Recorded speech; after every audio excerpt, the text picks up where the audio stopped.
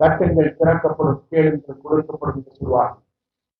ஆனால் கேட்காமலே கொடுக்கக்கூடிய ஒரே தலைவர் தான் நம்முடைய வெற்றி தலைவர். ஆகவேதான் நாம் இங்கே வருகிறோம்.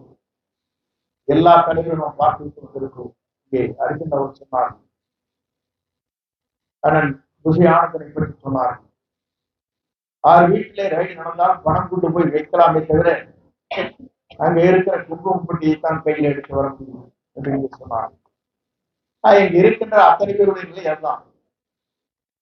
எல்லோரும் மிரட்டி பார்த்தார்கள் அர்ஜுனனை. அர்ஜுனனை பற்றி உங்களுக்கு தெரியும். அவருடைய யோகம் என்பது வில்வித்தையிலே எவராலும் வெல்ல முடியாது என்பதுதான் மகாபாரதத்தின் கதை. அதே போலதான் அவருடைய கதை என்று தெரிந்து கொண்டிருக்கிறது. ஆகவே அதற்கெல்லாம் அஞ்சக்கூடியவர்கள் இங்கே இல்லை. எதையும் துணிந்திருக்கின்ற பணிகளை ஆற்றுவதற்கு தயாராக இருக்கின்றவர் தான் இந்த மேடையை அமர்ந்து கொண்டிருப்பவர். மற்றும் அப்படித்தான் இருக்கிறார். நம்மை பொறுத்தவரை ஒன்றை தெரிந்து கொள்ள வேண்டும்.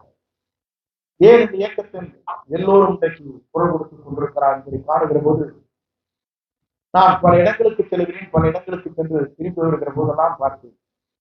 படித்தவர்கள், கல்வியாளர்கள், மாற்றுக் கட்சியை சார்ந்தவர்கள். இன்று இங்கே குறிப்பிட்டார்கள் திராவிட முன்னேற்ற கழகம் எங்கே இருக்கிறது சொன்னால் அதிமுகவுடைய பொறுப்பாளர் தான். இங்க இருக்கிற வேலு அதிமுக, KKSR அதிமுக, முத்துசாமி அதிமுக, ரகுபதி அதிமுக. அதே போல இங்கே தென் மாவட்டத்தில் இருக்கிற நம்முடைய அன்பு இனிய சகோதரர்களை பார்க்கின்ற போது கால்நடை பராமரிப்புத்துறை அவரும் நம்மோடு தான் இருந்துவார். அதற்கு பிறகு பார்க்கிற போது சேகர் பாபு. இப்படியே நீங்கள் எடுத்துக்கொண்டால் எல்லோருமே அதிமுக ரகுபதி. அதே போலதான் எல்லோருமே அதிமுகவில் இருக்கின்றவர்தான் திமுகவில் இன்றைக்கு ஆதிக்கம் செலுத்திக் கொண்டிருக்கிறார். இதைத்தான் இங்கே அன்பு சகோதரர் அர்ஜுன் அவர்கள் சொன்னார். நான் குறிப்பிடுவதற்கு காரணம் திமுகவிலே சரியான தலைமை இல்லை என்பதுதான் அதற்கு எடுத்துக்காட்டாக இருக்கிறது. அதைத்தான் மக்கள் இன்றைக்கு நினைத்துக் கொண்டிருக்கிறார்கள். நேற்றையும் நிகழ்ச்சி நடைபெற்றது. 1000 ரூபாய் வழங்கியதற்கு பிறகுதான் கூட்டத்திலே கரவசை கிடையாது. ஆனால் இங்கே வருகிற போது நான் பார்த்தேன், அடிக்கிற விசிறி பார்க்கிற போது 1 ரூபாய் கூட சிந்தாமல் சிதறாமல் நீங்களே செலவு செய்து யாரை பற்றி நீங்கள் கவலைப்படவில்லை. நீங்களே செலவு செய்து நீங்களே இங்கே வருகிறீர்கள். 1000 கொடுத்து பிரியாணி கொடுத்து அதற்கு பிறகு தூங்கிக் கொண்டிருக்கிற கூட்டத்தை நேற்று பார்த்தேன்.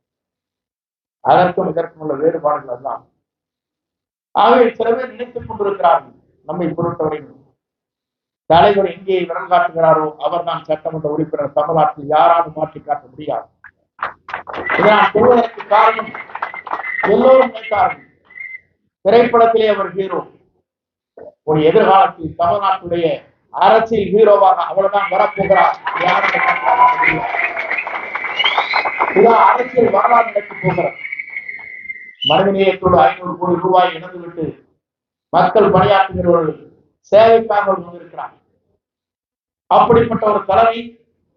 ஆகவே எல்லோரும் ஏற்றுக்கொள்கிறார். இங்கே சொன்னார்களே, திமுகவில் இருக்கிற வீட்டிலே இருக்கின்றவர்களாக இருந்தாலும் சரி, எந்த வீட்டில் இருக்கின்றவர்களாக இருந்தாலும் சரி, நாங்கள் விசாரிக்கிற போது இருக்கிறது எல்லா கட்சியில் இருக்கிற குடும்பத்தை சார்ந்தவர்கள் 4 ஓட்டு இருந்தால் 2 ஓட்டு இருக்காங்க.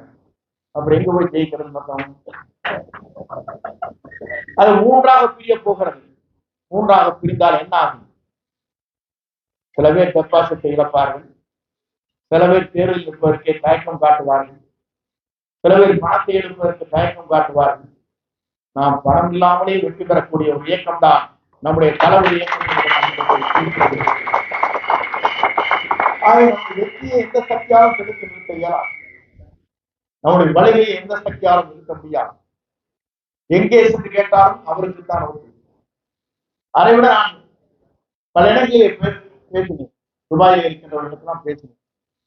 அவர் சொன்னார்கள், பல நாடுகளில் இருந்து எப்போது தேர்தல் வரப்போகிறது.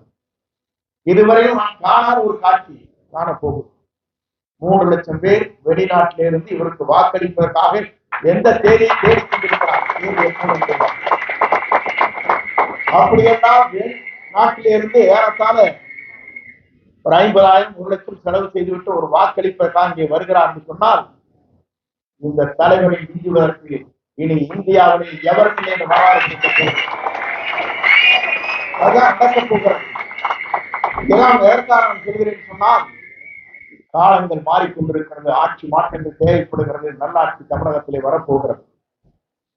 தூய்மையான ஆட்சி தமிழகத்திலே உருவாக்குவதற்காகத்தான் துடித்திருக்கிறார். அதை மக்கள் சக்தி எந்த சக்தியாலும் இனி தமிழ்நாட்டை மாற்றி காட்ட முடியாது.